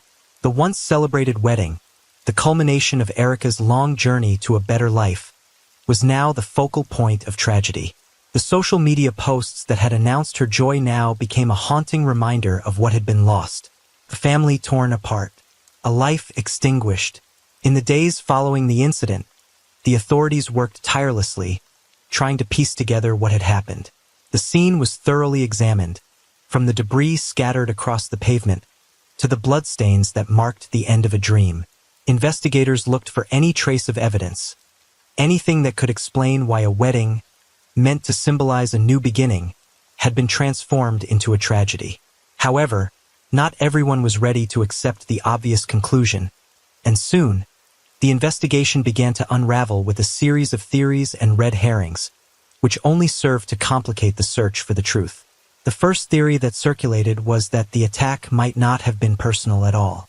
Some speculated that it could have been a random act of road rage, an impulsive incident driven by anger and frustration. The theory gained traction because of the violent nature of the crash. The driver seemed to target Stephen and Erica deliberately, but there was no immediate connection between the couple and the driver. Investigators initially wondered, could this have been a case of an enraged stranger, someone who had no connection to the victims at all, simply lashing out in the heat of the moment? Witnesses at the scene reported that the car had sped toward the couple with remarkable precision. There was no attempt to swerve, no effort to avoid hitting them. But that alone didn't fully eliminate the possibility of road rage, a fit of rage that spiraled out of control. Detective Harris considered the theory briefly, noting that some of the characteristics of the incident, like the speed of the car and the coldness of the driver's actions, seemed to align with a reckless violent attack. Yet, as the evidence mounted, the idea of a random attack grew weaker. Too many things didn't fit. Then came the theory that was perhaps the most shocking of all. What if someone close to Erica had orchestrated the tragedy? What if Stephen Monroe himself had been the true target, and the attack was part of a convoluted plot to rid Erica of her fiancé? This theory suggested that Erica might have been an unknowing pawn in a far more complex scheme. Some believed that Stephen, a successful tech millionaire with connections to powerful people, might have made enemies in his business dealings.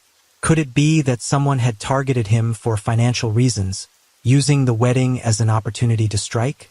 It was an intriguing possibility that brought attention to the tech industry's secretive world, with all its rivalries and cutthroat deals. But as investigators dug deeper, they found no substantial ties between Stephen and anyone who might wish him harm. No enemies, no suspicious business dealings.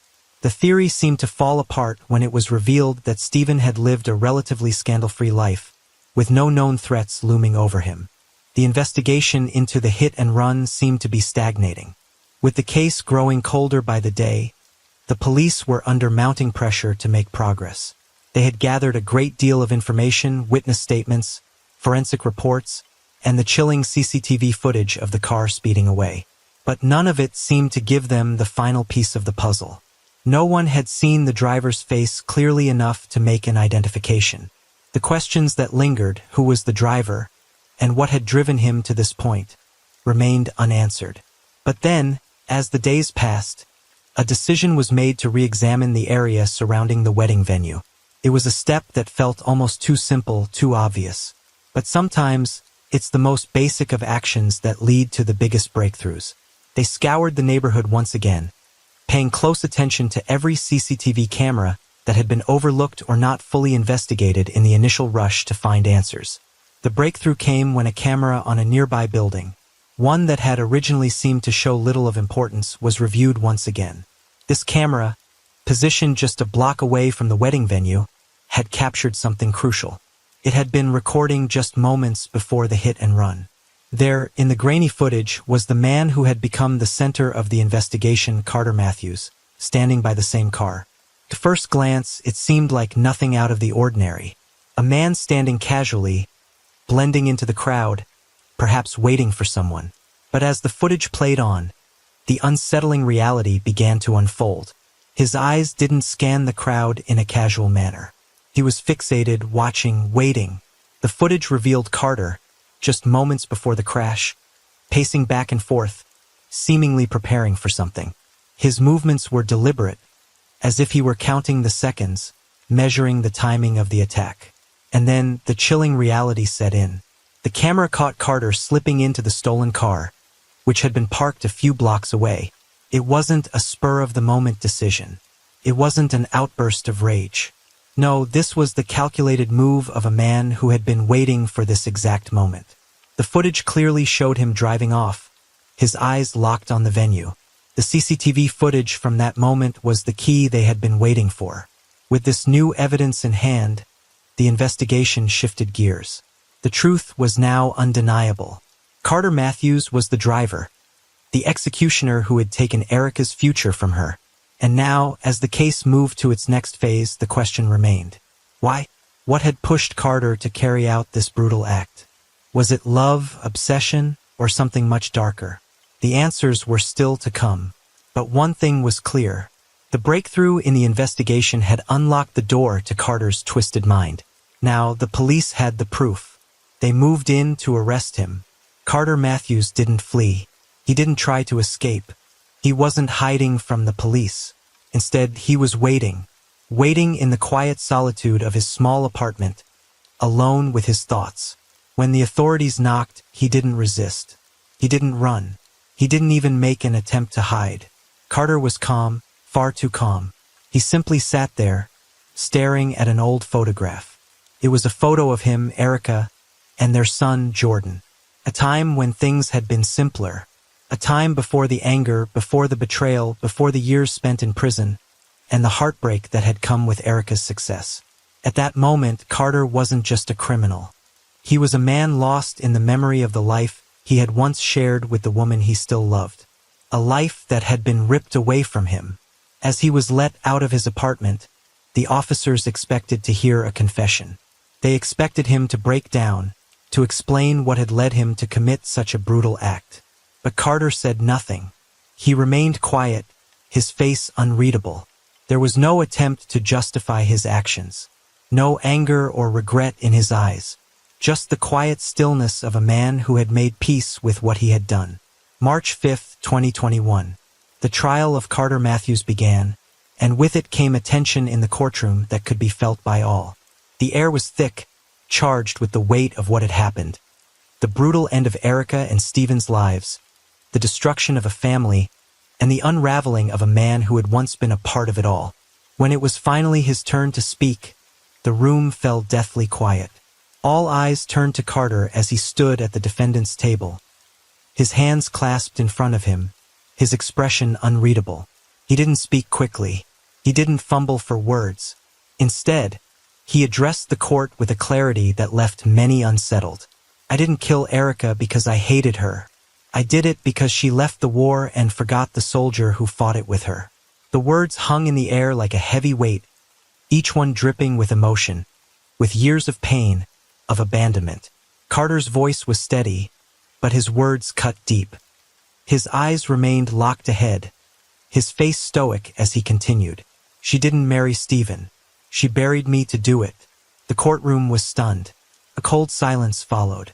In that moment, it wasn't just the shock of his confession that left the room breathless. It was the deeper truth that seemed to resonate in his statement. Carter wasn't just speaking of revenge. He was speaking of years of sacrifice, of feeling discarded, of being left behind by the woman he had once given everything for. The courtroom didn't know whether to view him as a villain or a victim. Was this a man driven mad by abandonment? Or had Erica's rise to success really come at the cost of someone she had once loved? The most painful reaction of all came not from the courtroom, but from the funeral. Jordan, Erica's son, stood between two caskets, his mother's and the man who had once been his father's, holding a photograph of the man he never truly knew. His small hands gripped the photo tightly, as though it were the only thing that connected him to a part of his life he would never fully understand. The confusion, the sorrow, the pain. It was written on his face, in the way he stood there, lost between two worlds. A son who had been caught in the collision of past and present, of love and betrayal. Jordan's pain symbolized the price that Erica had paid in her pursuit of success. For all of her strength, for all of her determination to rise above the struggles of her past, it had come at a devastating cost. The loss of two lives, the brokenness of A, and the emotional scars that no amount of success could ever heal. The courtroom, heavy with anticipation, waited in silence as the judge prepared to deliver the sentence. Carter sat still, his face unreadable, as if the weight of the moment had long since ceased to affect him. There was no panic, no visible remorse in his eyes, only the same calmness that had characterized his actions throughout the entire ordeal. The gavel came down and the verdict was clear. Life imprisonment. Carter was sentenced to spend the rest of his days behind bars, stripped of his freedom, his dreams, and any chance at a future beyond the walls of the prison. But for all the finality of the sentence, it was impossible to ignore the lingering questions that still hung in the air.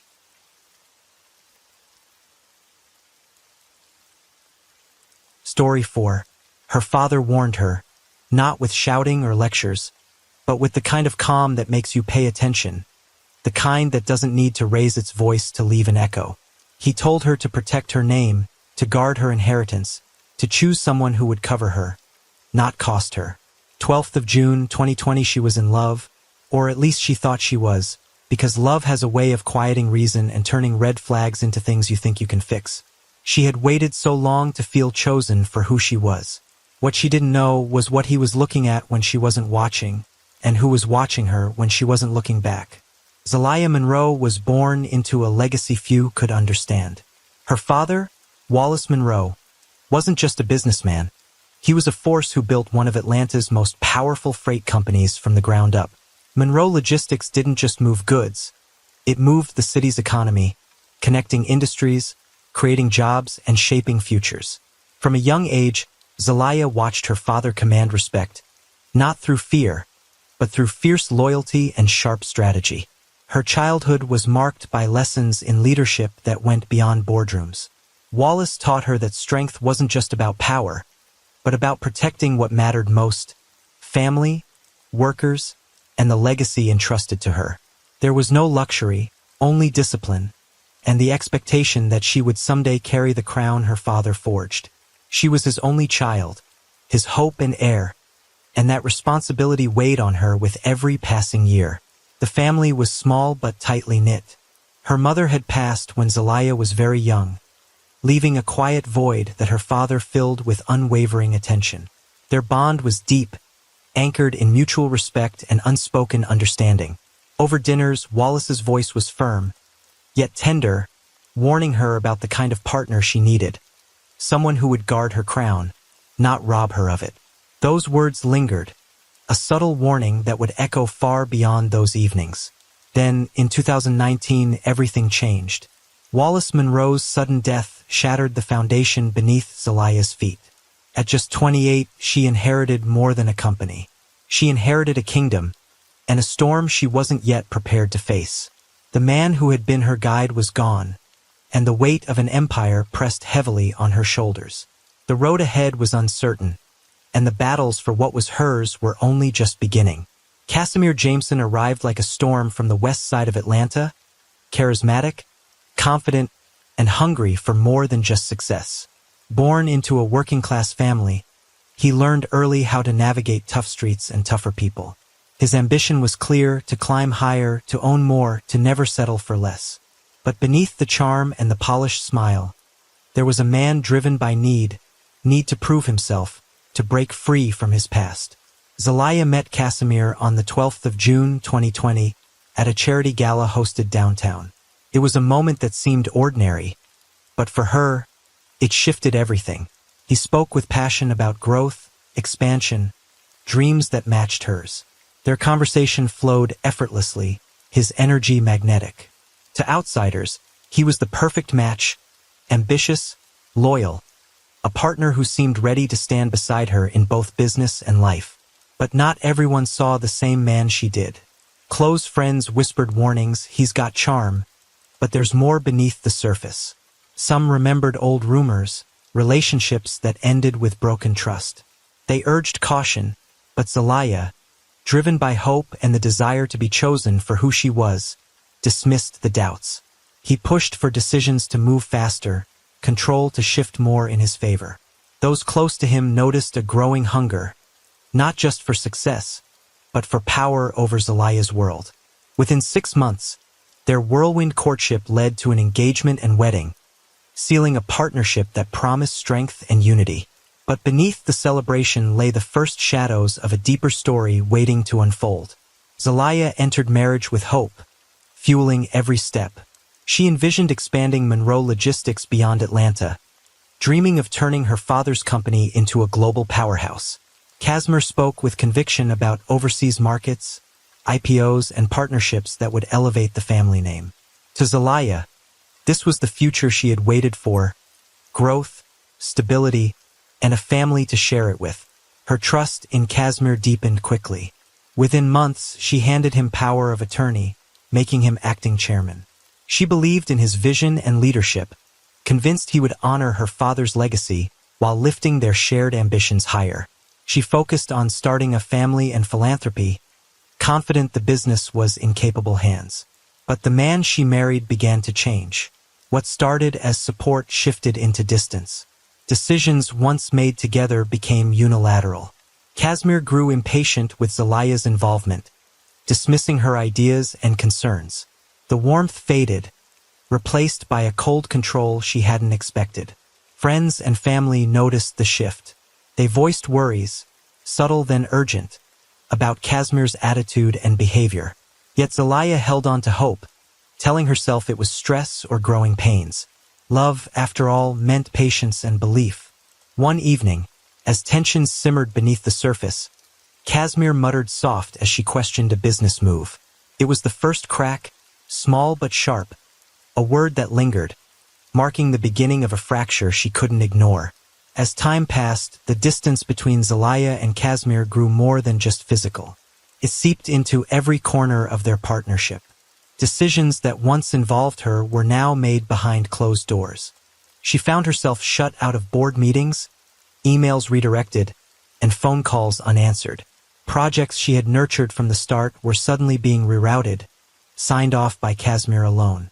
The trust she had invested began to erode, replaced by a creeping sense that her role was shrinking, that her voice was no longer essential in the company she had inherited. This wasn't just business, it was personal. Zelaya noticed small things, a change in tone, a dismissive glance, a coldness that wasn't there before. Friends and colleagues whispered concerns, but Zelaya fought against the reality building in front of her. She told herself that the pressure of running an empire was getting to him, that this was a temporary phase, a test they would overcome together. But then the messages started appearing, texts from someone named Ray. At first she dismissed them as harmless, a cousin, a friend, nothing more. But the words told a different story. I miss sleeping in your arms. Can't wait to see you again. The frequency increased, the secrecy thickened. Each message was a small betrayal she couldn't fully confront. When she asked Casimir about it, his answers were quick, practiced. Ray is family. Zelaya wanted to hold on to that explanation, to cling to the man she knew, not the stranger he was becoming. Then came the devastating blow, her first miscarriage in February 2021. It was more than loss. It was a fracture of hope, a shattering of dreams she had held close. In the silence of their home, she bled alone, overwhelmed by pain and fear. Casimir was absent, claiming a business trip, unreachable when she needed him most. The loneliness was suffocating. That night marked a turning point, a fracture not only in her body but in the very foundation of their marriage. The absence wasn't just physical. It was the first undeniable sign that something was irreparably wrong. The second miscarriage was nothing like the first. November 7th, 2021, came suddenly, without warning, catching Zelaya completely off guard. The pain was sharp, relentless, and this time, it was accompanied by a hemorrhage that left her weak, frightened, and alone in the very home she had once called a sanctuary. Hours stretched like an eternity as she fought to stay conscious, her calls for help going unanswered, her body betraying her in the most brutal way imaginable. Every breath was a reminder that something precious was slipping away. The truth was worse than she could have imagined. Casimir wasn't in Houston, he was in Miami, and he wasn't alone. It was later she learned that she was with Rayona. But from that moment of despair, something shifted. Amid the physical suffering and heartbreak, Zelaya found a quiet strength rising within her. She began to write, not just to record her pain, but to capture every doubt, every suspicion, every fragment of truth she could gather. Her therapy notes became a sanctuary for the unraveling of her emotions, a place where she could confront the betrayal piece by piece.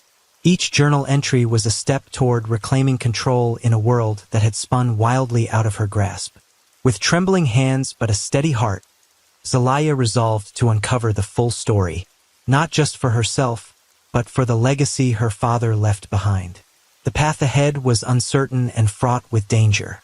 But she knew one thing. She would face it head-on, no matter the cost. February 10th, 2022. As Zelaya dug deeper into the company records, a troubling pattern began to emerge. One she hadn't expected. Shipments were being requested under the name Ray, a name familiar yet unwelcome, through Monroe Logistics' sister company, a lesser-known branch that operated with less oversight. At first, these shipments seemed insignificant, small orders, seemingly routine. But over weeks and months, the frequency and value of these shipments grew steadily, until they could no longer be ignored. It was clear. Someone was using the company's resources for their own hidden agenda. This discovery led directly to Sims Freight Holdings, a company registered in the name of Rihanna. On paper, Sims appeared to be a legitimate freight business, a new competitor in the market. But the financials told a different story. Instead of generating revenue, the company was siphoning funds, large sums of money being funneled from Monroe Logistics into Sims. These were not accidental transfers, but deliberate diversions of capital meant to weaken Zelaya's control and enrich others at her expense. To uncover the truth, Zelaya brought in a seasoned forensic accountant, someone skilled at unraveling financial deception. The audits that followed were painstaking and precise. The accountant uncovered forged invoices with inflated prices, manipulated shipment logs listing deliveries that never happened, and accounts set up under false names to hide the flow of stolen money. Each piece of evidence was a thread in a tangled web of deceit, carefully constructed to avoid detection but leaving behind subtle clues. With every new revelation, Zelaya felt the weight of betrayal deepen. This was no longer just a personal wound. It was an attack on the legacy her father had spent decades building. The company that had been her pride was now a battlefield where trust was weaponized. The realization was overwhelming. The people closest to her had been orchestrating a quiet, calculated takeover, using deception and fraud to chip away at her authority. The emotional toll was immense. Zelaya wrestled with doubt and fear, questioning how far the betrayal extended and what else might be hidden beneath the surface. Her strength was tested as she balanced the fight to protect her family's empire against the personal devastation she was enduring. Then came a devastating blow that threatened to shatter everything. Casimir filed a legal motion claiming Zelaya was mentally unstable and unfit to lead Monroe Logistics. It was a strategic and ruthless move, an attempt to discredit her, to strip her of power at her most vulnerable moment.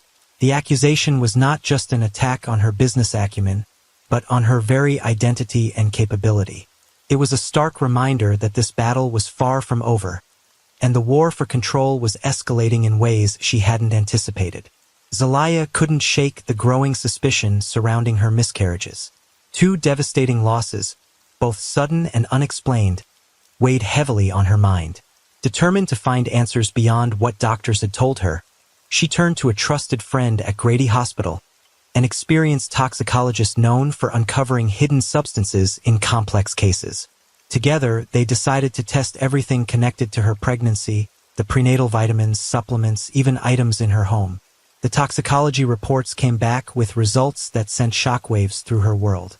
Traces of herbal compounds were found, specifically ones known to induce strong uterine contractions, substances far from anything prescribed or recommended by her medical team. These compounds were potent, capable of triggering miscarriages, and yet they had been quietly introduced into her system without her knowledge. The idea that something meant to help had been weaponized against her was almost too much to bear. Digging into the origins of these compounds, Zelaya's investigation led her straight to Casimir. Records revealed that he had insisted on the use of traditional African fertility herbs, sourced from a vendor he claimed was trusted and reliable. Phone logs and purchase invoices confirmed a secret chain of procurement, linking Casimir directly to a supplier who specialized in these powerful and potentially dangerous herbs.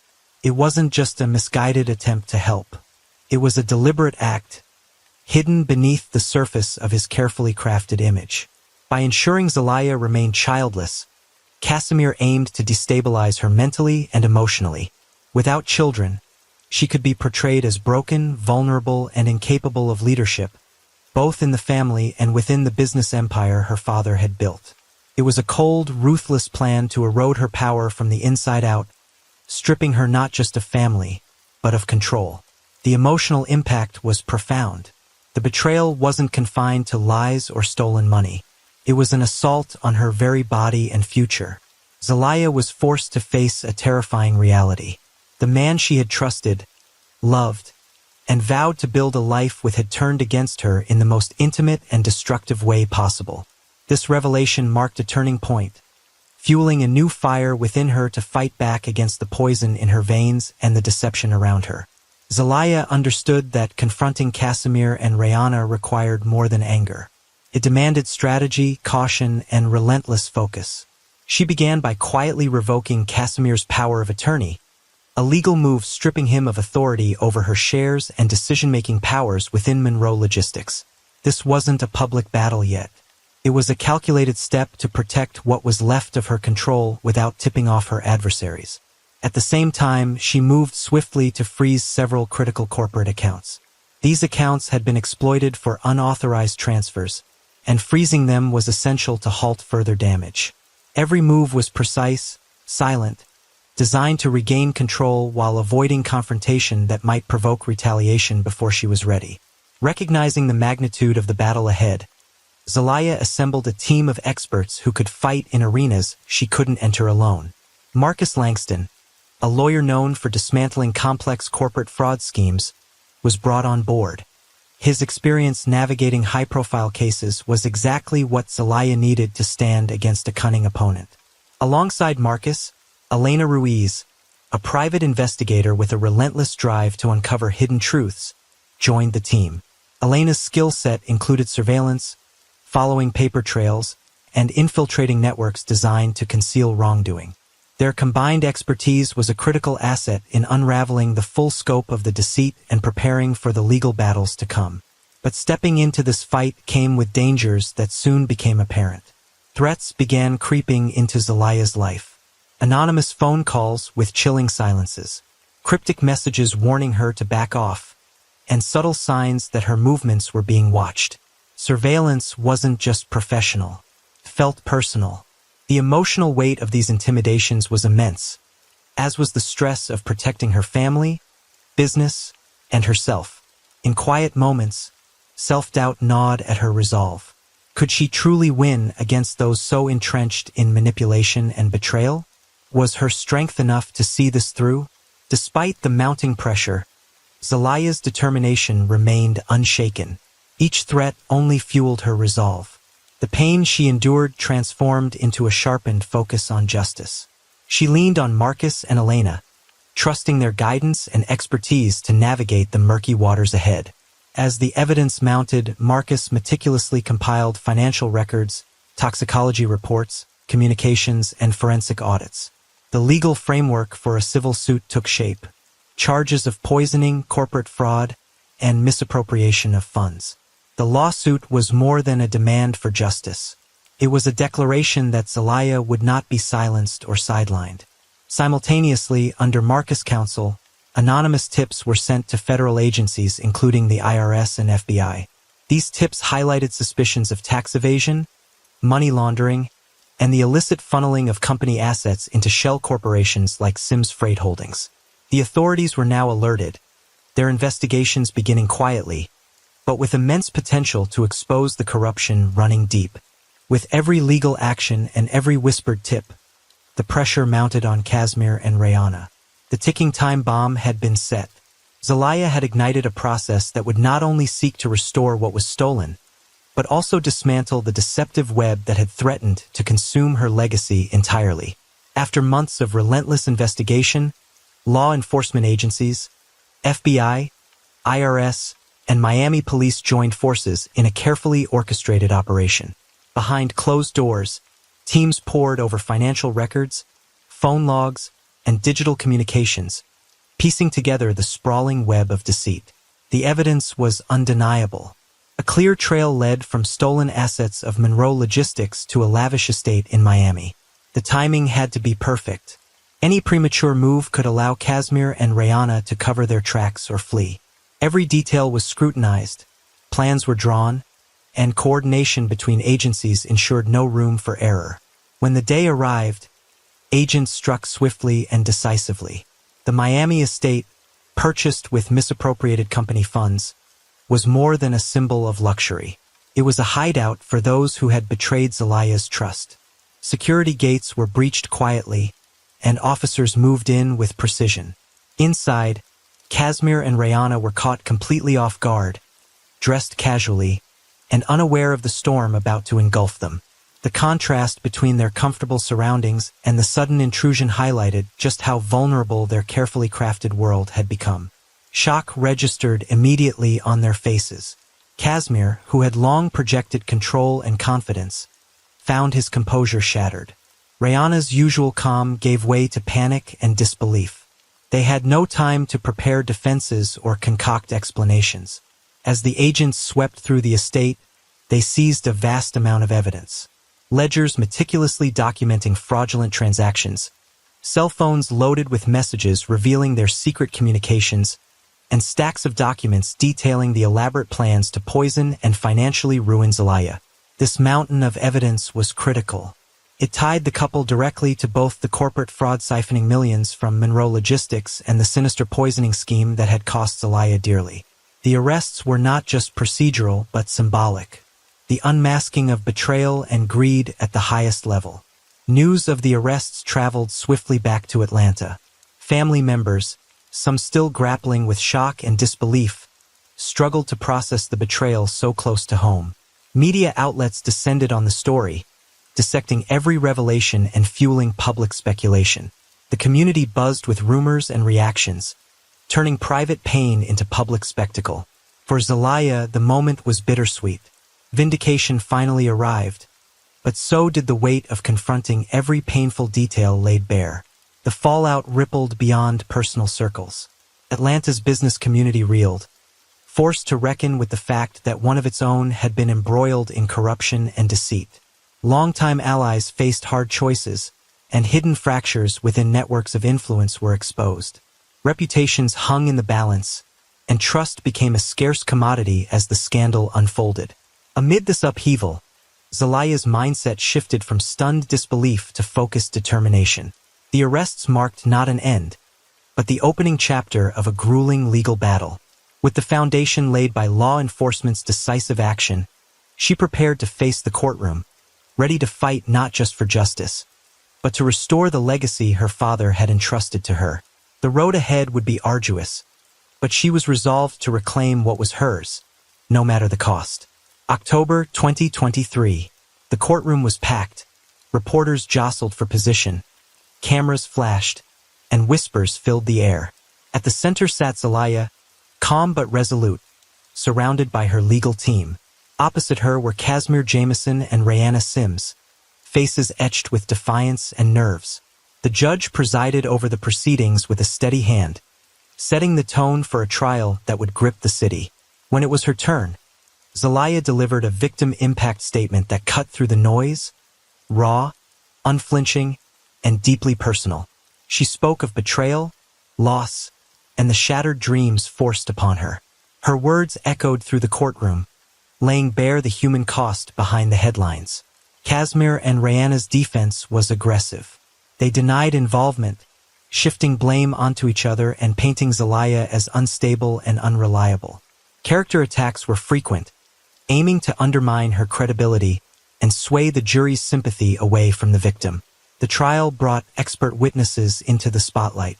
Forensic toxicologists detailed the substances found in Zelaya's system, explaining how they caused harm. Financial analysts walked the court through complex trails of fraudulent transactions. Psychologists offered insights into the psychological manipulations Zelaya endured. Cross-examinations turned the tide multiple times.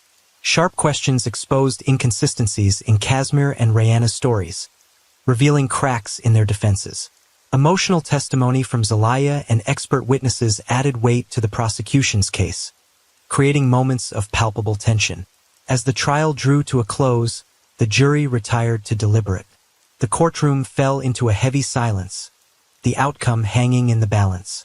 Outside, the city waited, caught in the suspense of a story that had become more than just a legal battle. It was a fight for justice and truth.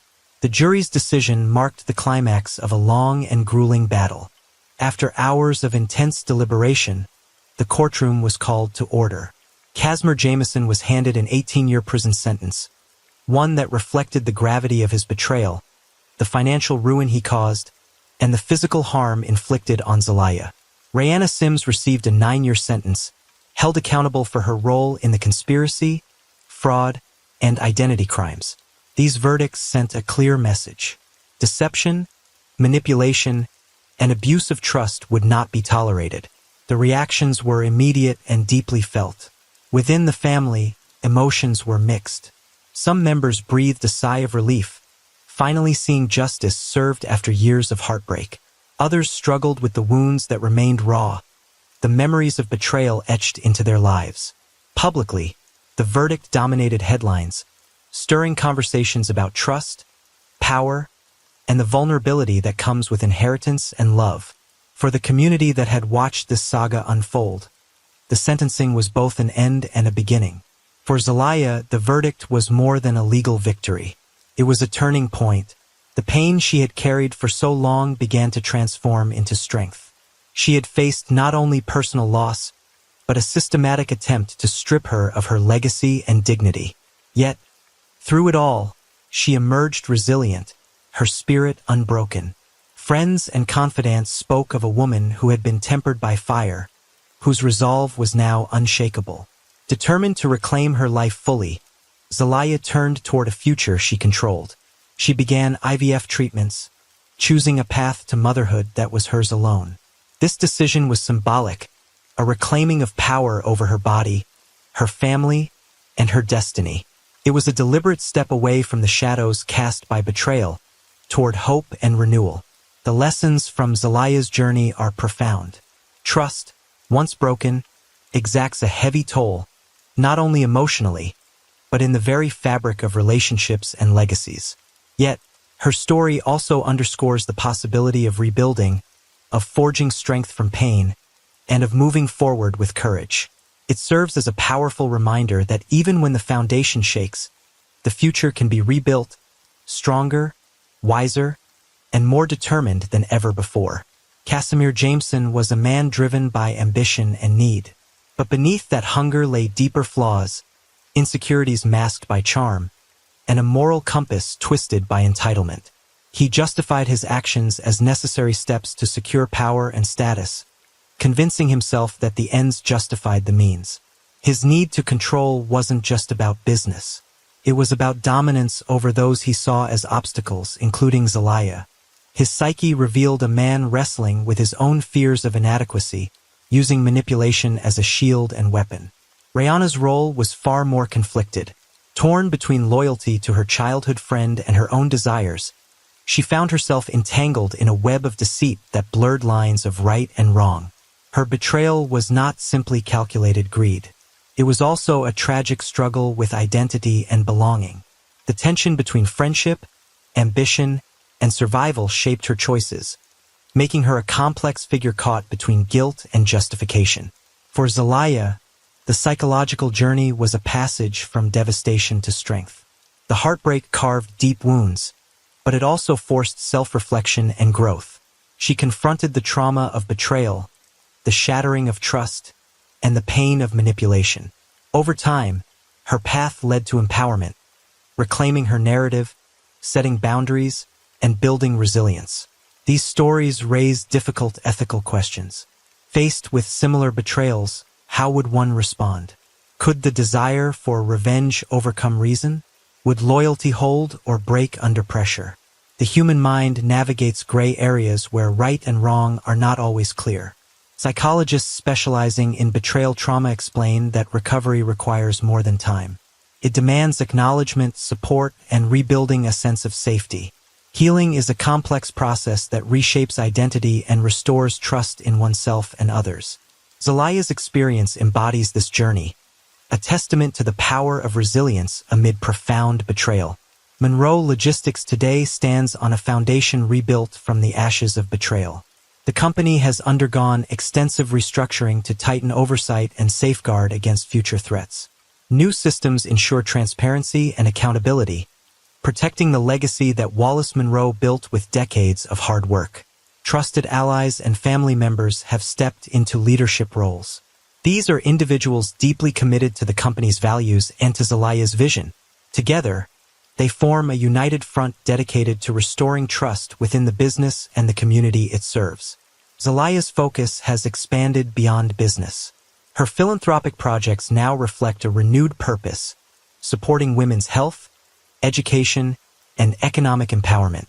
These initiatives are a testament to her personal growth and a commitment to turning pain into positive change.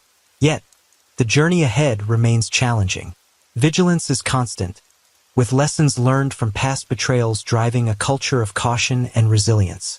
The empire is no longer just a symbol of wealth. It is a fortress carefully guarded. In the end, Monroe Logistics stands as a powerful reminder. Legacy is not simply inherited. It is earned, nurtured, and fiercely protected by those who understand the true cost of trust and power. This raises a critical question. How often does betrayal hide behind charm and ambition? How many trust the wrong people because they appear to offer partnership and progress? As Zelaya's story draws to a close, these reflections invite viewers to consider the fragile nature of trust and the vigilance required to protect it. Trust can be the most fragile thing we hold, a gift we give without knowing how it might be broken. In Zelaya's story, that fragile trust was shattered with devastating consequences. Yet, amid the wreckage, her strength rose. Resilience is not born from ease, but forged in the fires of betrayal and loss. It is a reminder that survival requires courage, clarity, and the willingness to fight for what is rightfully ours. Imagine Zelaya's voice, steady and clear. I learned that healing begins when we reclaim our story. Pain does not define us, teaches us. Every scar holds a lesson, every setback, a chance to rise stronger. My journey is proof that hope survives even the darkest betrayals. Now ask yourself, could this happen to you? How carefully do we guard the crowns we inherit or build? The dangers often come disguised, wrapped in charm or ambition. Vigilance isn't just a choice, it's a necessity. This story is one among many. The world is filled with tales of trust betrayed and legacies threatened. In those stories lie warnings and wisdom waiting to be heard. As we close, remember, justice requires action and healing demands honesty. Stay vigilant, protect your truth, and above all, never underestimate the power of resilience. Trust is powerful, but it can also be dangerous.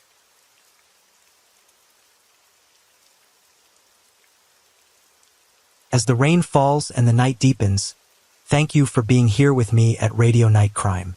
True crime stories remind us of life's mysteries and the need to stay aware, even in the stillness of the night. If you enjoyed tonight's story, don't forget to like, share, and subscribe. Let the sound of the rain lull you to sleep, and until next time, stay safe, stay curious, and let the night keep you company.